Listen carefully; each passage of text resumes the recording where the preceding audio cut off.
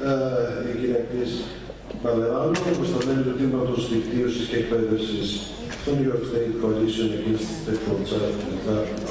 Sexual Assault της Νέας Υόρκης. Θα μας μιλήσει με τίτλο «Δημιουργώντας τη σύνδεση, διαχείριση και αποκατάσταση περιστατικών κακοποίηση μέσα από τη θεωρία του τράφικινγκ».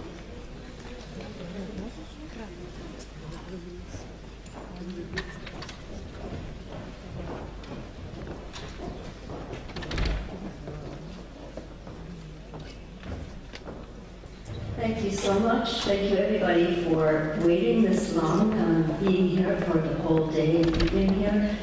It's really a pleasure and an honor to be with you all, and I am really impressed with what I'm seeing here. Such a strong commitment to this work, and I hope that you find my remarks useful in continuing your efforts here in Greece. It truly has been an incredible honor. I'm very grateful to Initiative of the Child, but I want to move along because I know you've all been sitting a long time, and so I won't congratulate everybody who helped me be here, but let's take a breath together because we've been sitting and listening to some challenging information, and from what I know about the statistics, we are among this group right today. We have survivors in the room, and I'd like us to take care of ourselves and just take a nice deep breath together and just be here in our chairs for just a few more minutes, okay? I appreciate your attention. I'm going to put the PowerPoint in while you're all taking a nice relaxing breath together.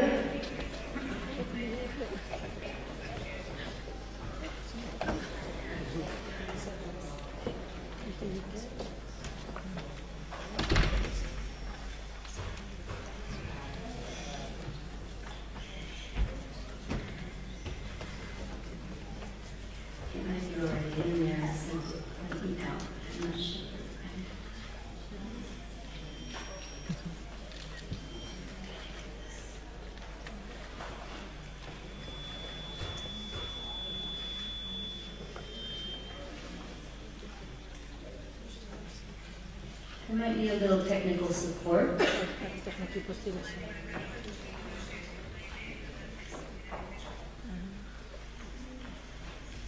wasn't sure if it's already coming up. I just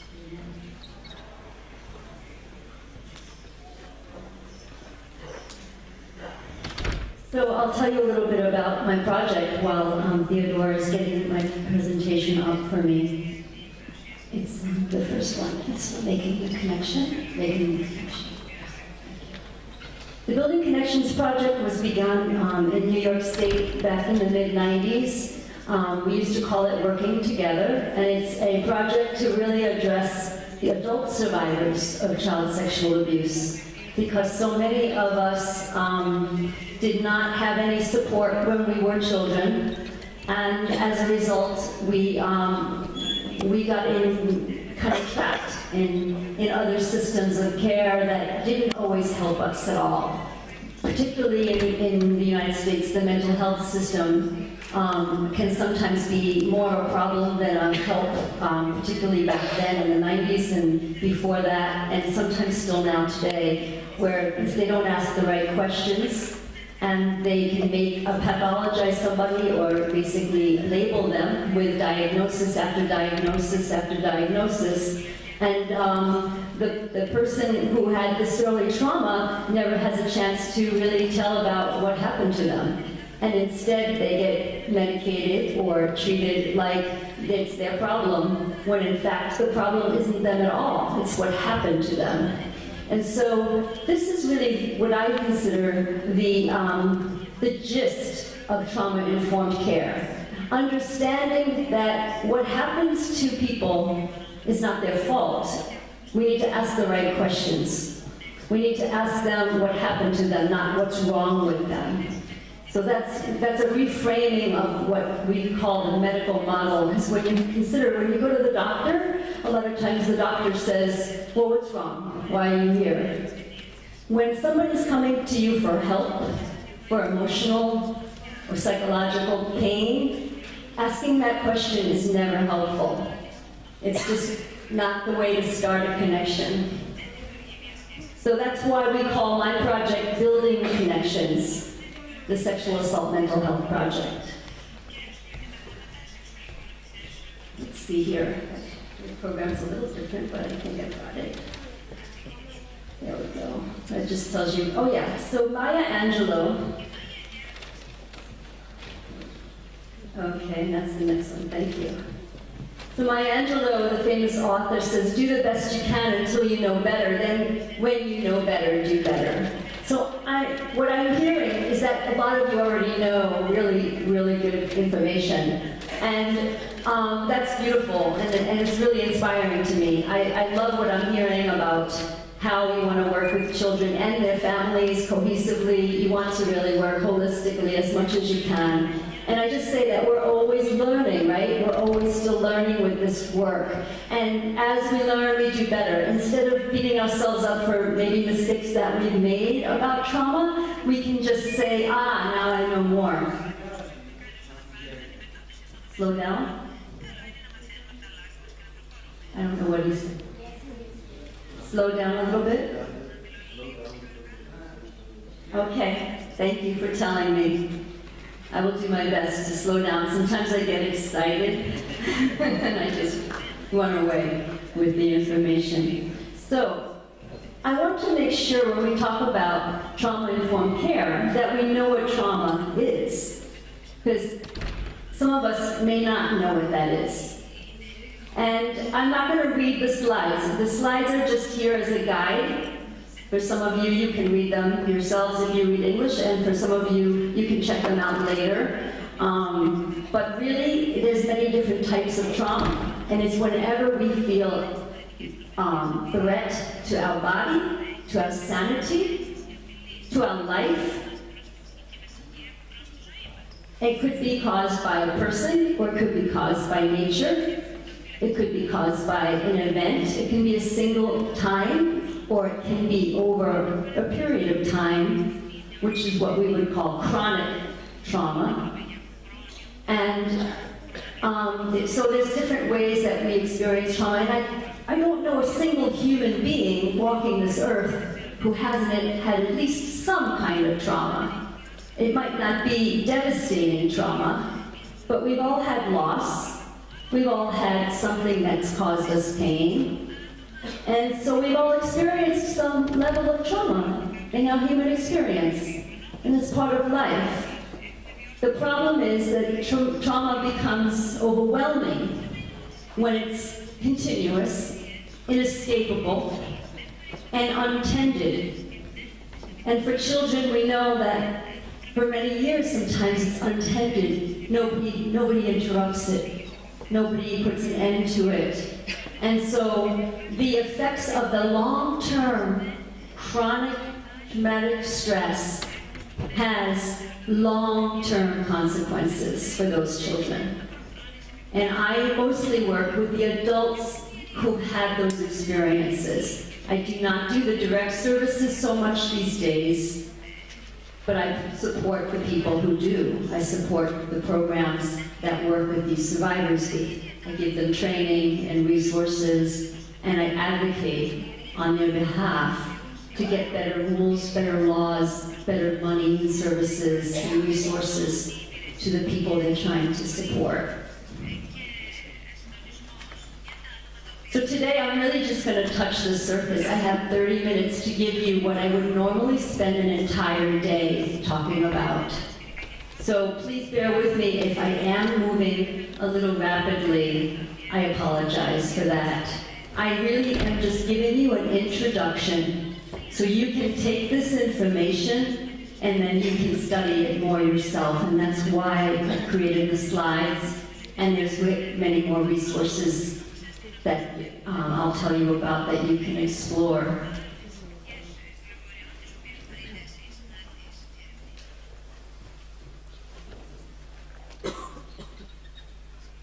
So, I already told you a little bit about what trauma is. The trauma-informed care is understanding how prevalent traumatic experiences are, particularly for folks who are already in the system getting mental health services.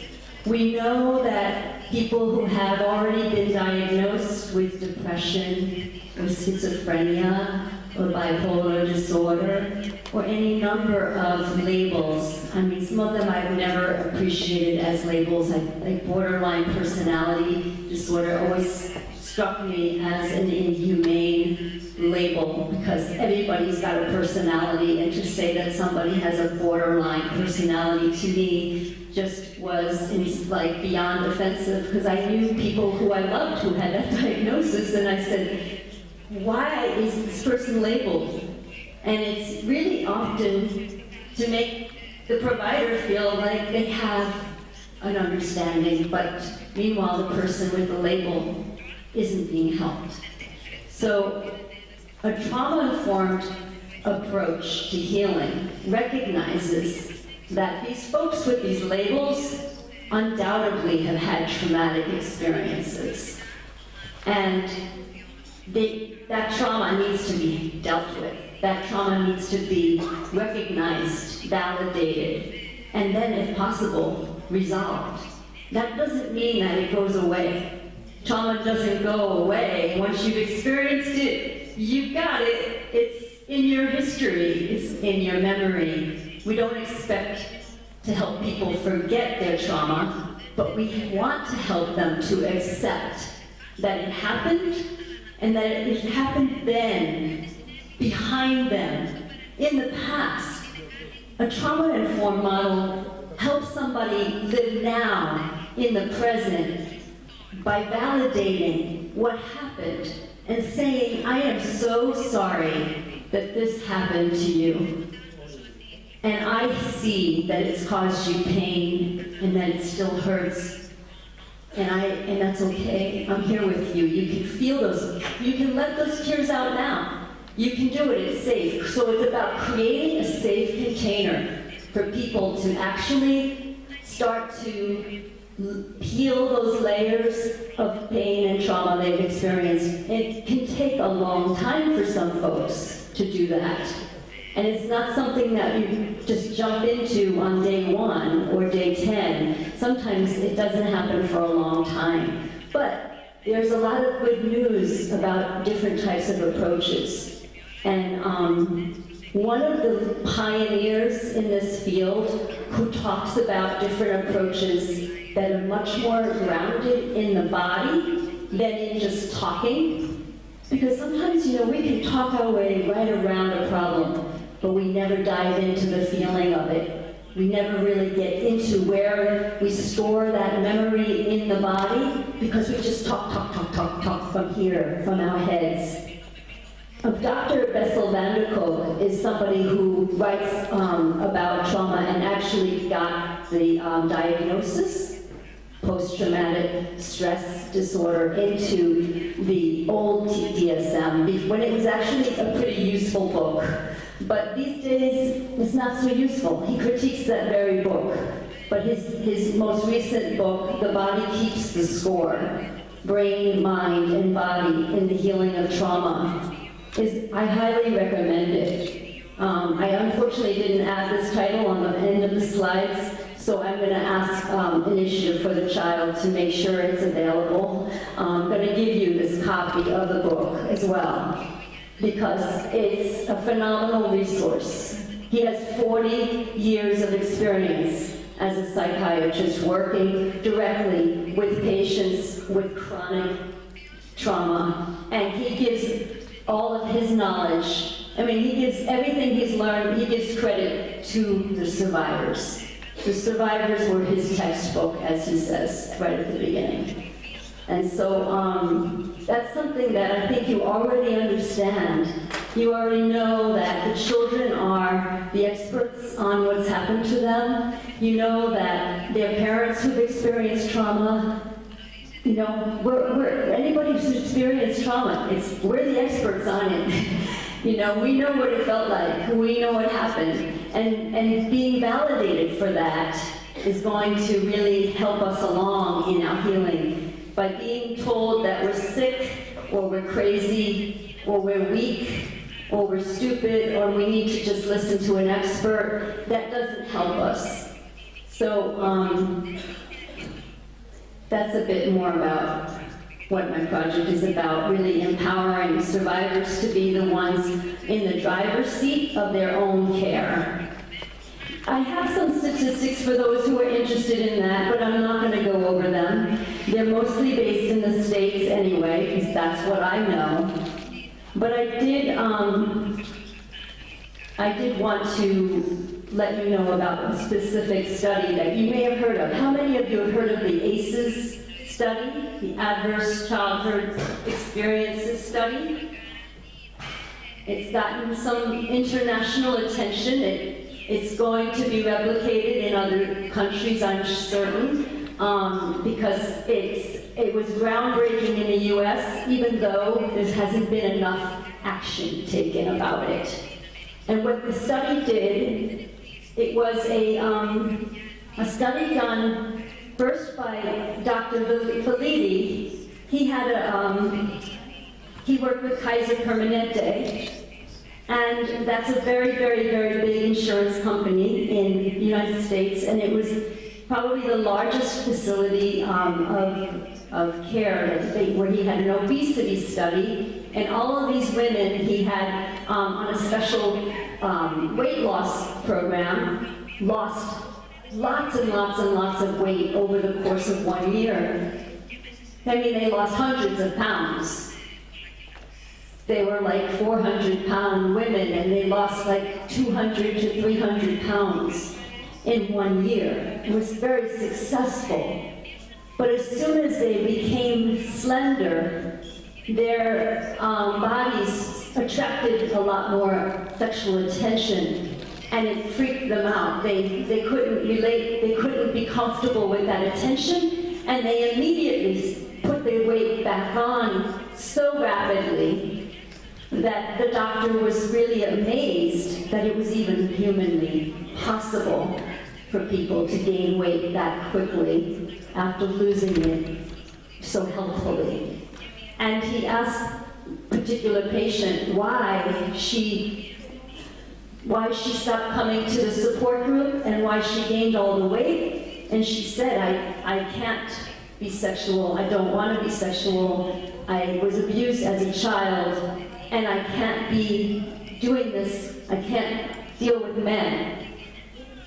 And he realized that maybe he should have asked the other women the same question, and what he did, he found out that they had all been abused as children. And it blew his mind that he had never thought to ask this question.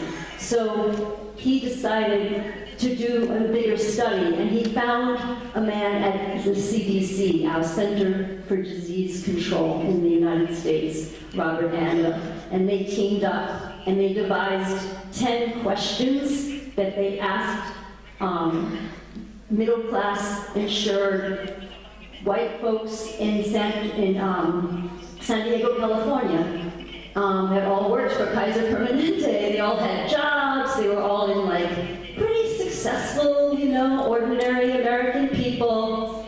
And they asked them these 10 questions about different adverse childhood experiences, or in other words, different trauma, different types of childhood trauma.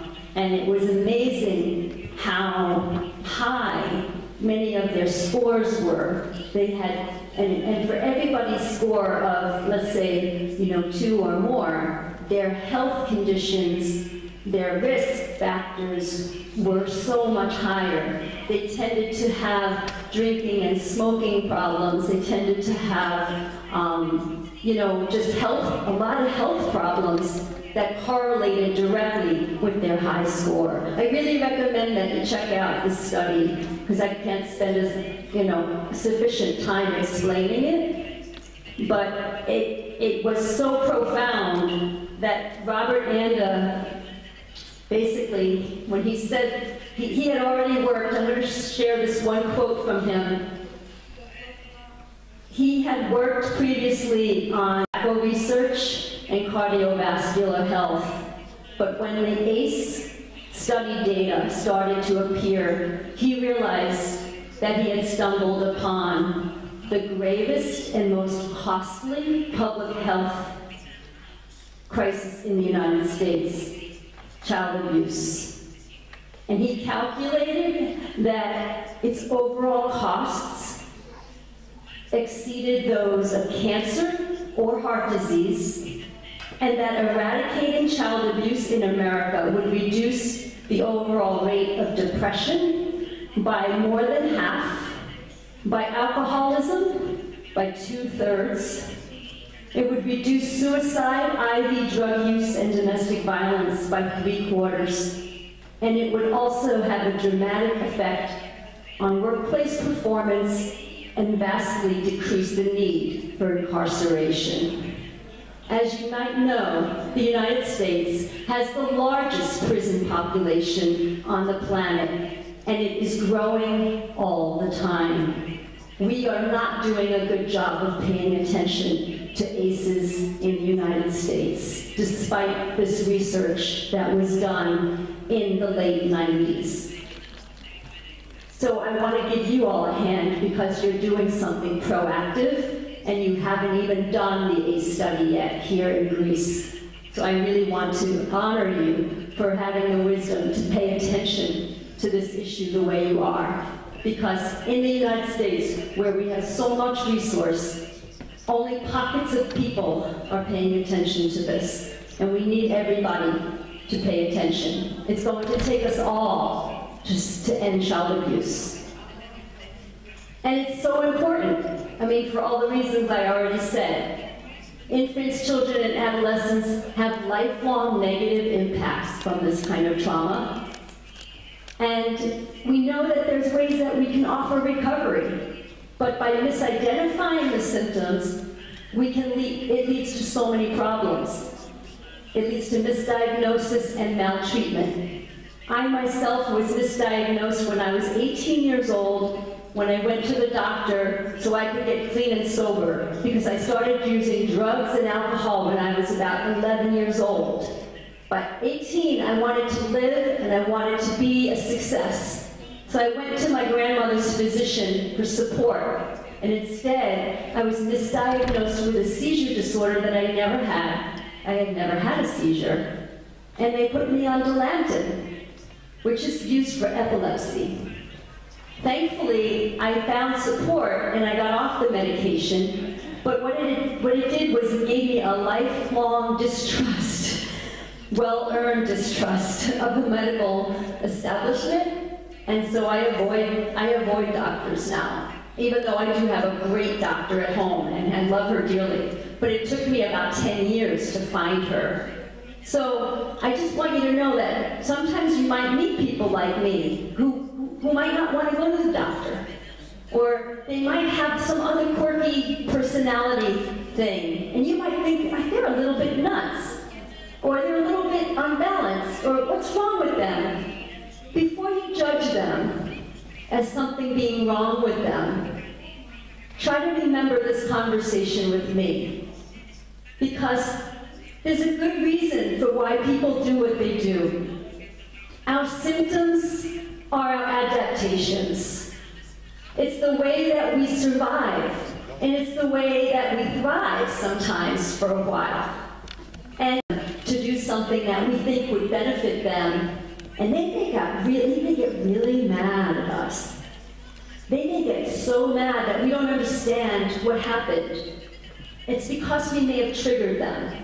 We may have touched a nerve, reminded them of something that they're not ready to deal with, or you might remind them of somebody who hurt them, and these triggers are incredibly powerful, and they don't come from the front cortex. They don't come from the front of the brain where we're rational, where we can actually understand and reason. They come from the animal part of the brain, and it's automatic, and it's fast as lightning. And so sometimes you may see that even in yourself, where you're like, one minute you're feeling all right, and the next minute something happens and you're like ready to like fight or flee or freeze, because you don't know what just happened, but you're really not comfortable in your own skin.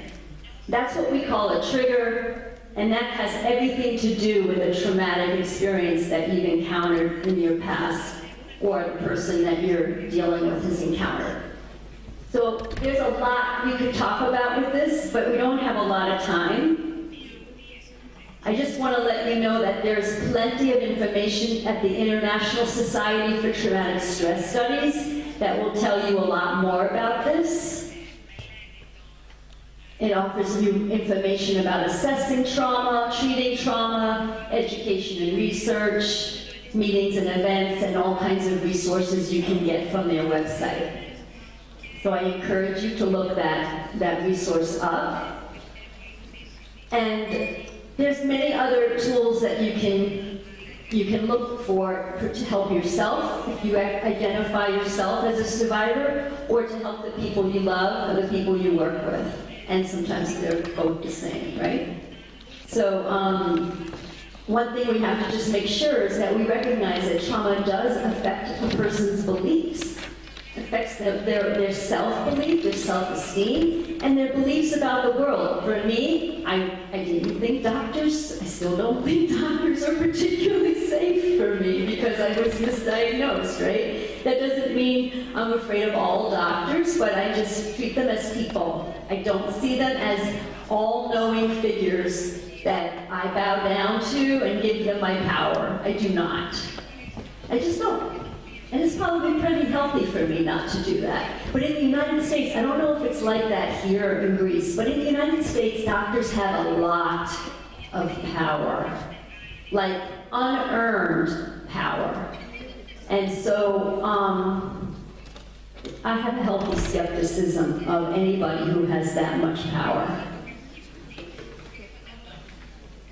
The other thing we want to keep in mind is that the brain doesn't remember trauma the way it remembers other things, right? So that's part of why we get triggered the way we do.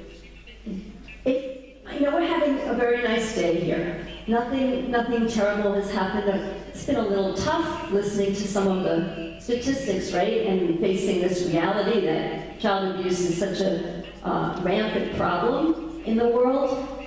But everything that I say to you would be completely forgotten if somebody came in here and started a fire or did something terrible. We would only remember the act that was scary. We would not remember the rest of the content of this wonderful conference if something dangerous suddenly happened in this space. And so that's what trauma does. It hijacks the brain. It takes over. So even if your childhood, and a lot of times the way we deal with that when we're kids is we push it down because we have to keep living with it. It's not like we have a choice. We can't just flee the building like we would in this case. We're in a family unit. We can't just go away from mom and dad. They're the only people we know who will take care of us, or maybe auntie, uncle, grandma, grandpa, whoever else we might have in the family. But most of us don't live in those nice extended families anymore. Maybe you do here in Greece more than in the US. But I know that we in the US do not have that. And it affects the way children process their memories, so a lot of times we don't remember for a long, long, long time. So even though, like, I had a situation happen to me when I was 8, I did not remember it till I was 18. I was acting out for 10 years. I was drinking, drugging, smoking cigarettes at 8 years old, trying to make some sense on some level about what happened, but I didn't really talk about it at all till I was 18. So, and for some people, it's 28, 38, 48, 58. Sometimes it happens decades later that they come to terms with what happened to them, because no one ever makes it safe for them to remember. It has to be safe for the brain to remember. So it really does impact the way we feel, our way of judging things, our beliefs, our frame of reference, everything. And if I leave you with nothing but this, I hope this is something you can remember. The most important thing when we're working to help somebody is to have a therapeutic alliance with them, which means basically showing up as real people, authentic people, being present with them, and offering respect. Offering them respect. Information, if we have some, connection, and hope. It's kind of simple. It's the rich, what we call the rich model. And I used this when I worked in rape crisis with survivors of all ages. I worked with children, I worked with elders, I worked with everybody in between. And conveying respect and giving information, risking connection with them, letting them see who I am, like not being too distant. Like some clinicians are trained to not be connected to their clients. They're trained to like sit way over here. I think Michael mentioned not having the desk between him and the person he's interviewing. We're trying to break the barriers, and as my friend John used to say, flatten the hierarchy. So the power is not like this between the helper and the person coming for help, but it's more like this: even, equal, equity, respect.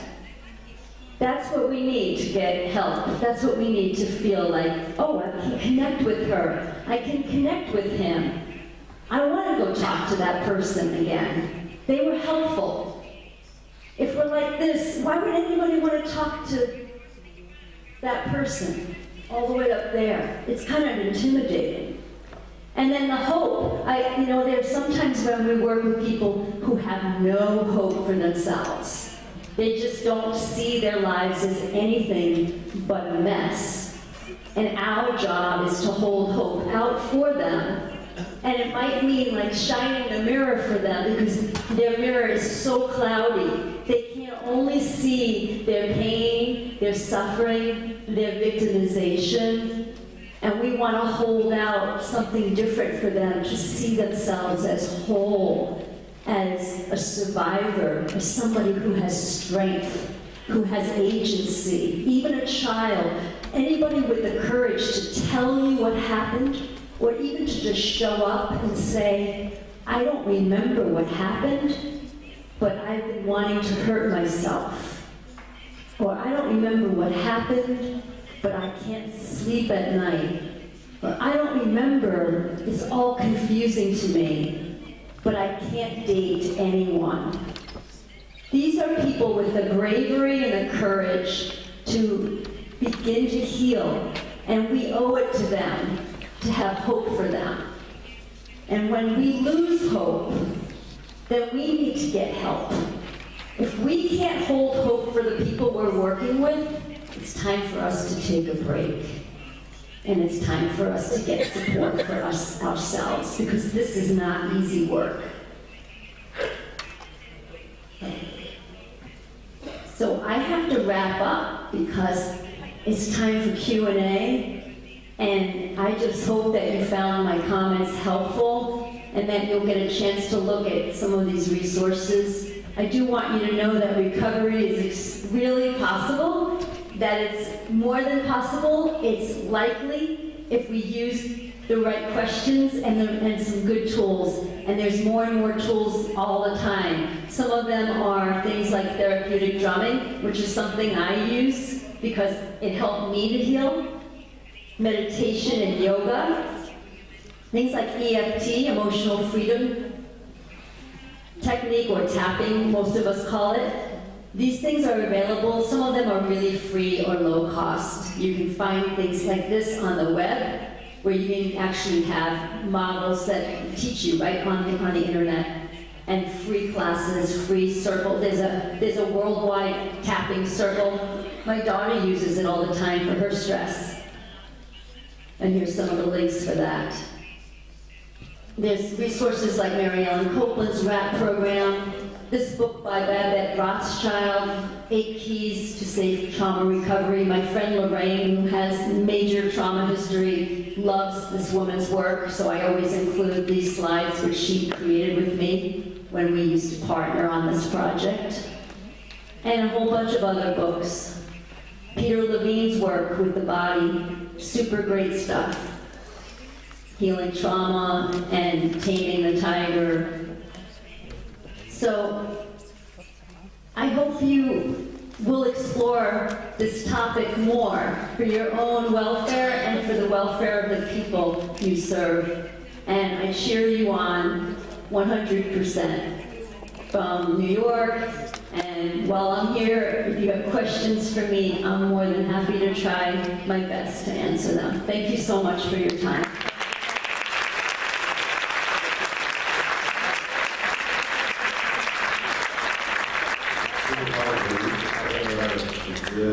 Ballerano, για την παρουσίαση. Although I'm a doctor, it was not anything to hurt you, but I have to hurry up for tonight. So, νομίζω ότι και με αυτή την παρουσίαση ολοκληρώθηκε ένα ολόκληρο φάσμα από συνεισφορές, από κριτικές, από παρεμβάσεις. Έχω να πω μόνο ένα πολύ σύντομο τελικό σχόλιο και να συνεχίσουμε αύριο την πολύ καλή αυτή διοργάνωση.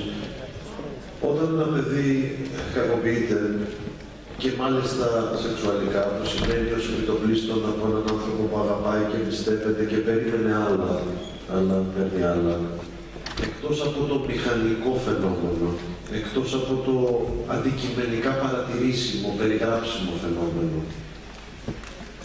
την διείσδυση, την ηθοποιία, και στη σωματική βαριά το ίδιο ισχύει, το κάταρμα, το μόλωμα, συμβαίνει ταυτόχρονα και ένα ψυχικό φαινόμενο ανάμεσα σε αυτούς τους ανθρώπους που έρχονται σε επαφή.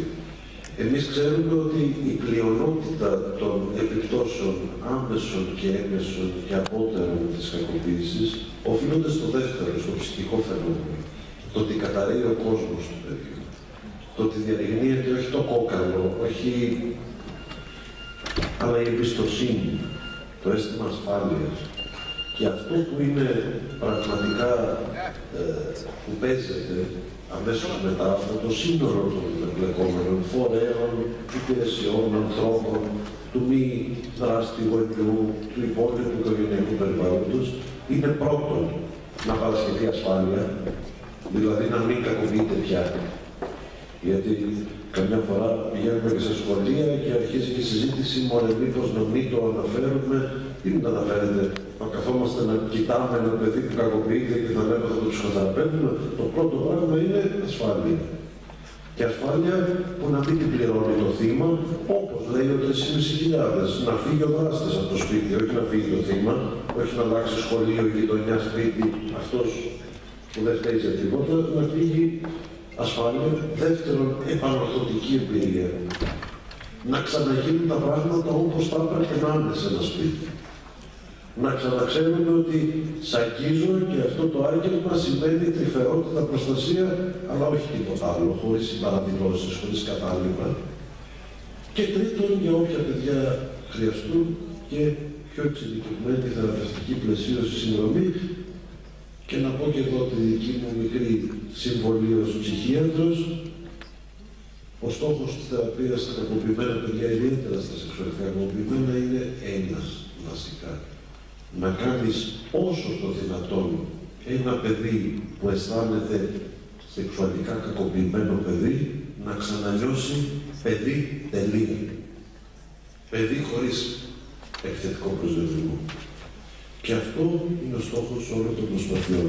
Και με αυτά τα λόγια νομίζω αυτή τουλάχιστον μέχρι τώρα, αλλά πιστεύω και αύριο είναι σίγουρος, το να αυξάνεται η ικανότητα και της κοινότητας και της κοινωνίας, αλλά και των επαγγελματιών και των εμπλεκόμενων φορέων, το να μπορούν να παράσχουν ασφάλεια, επανορθωτική εμπειρία και να κάνουν το παιδί που είναι κακοποιημένο να ξανανιώσει παιδί τελεία.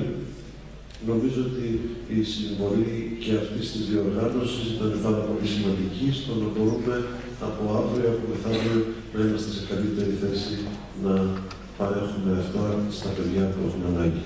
Να ευχαριστήσω πάρα πολύ τους διοργανωτές,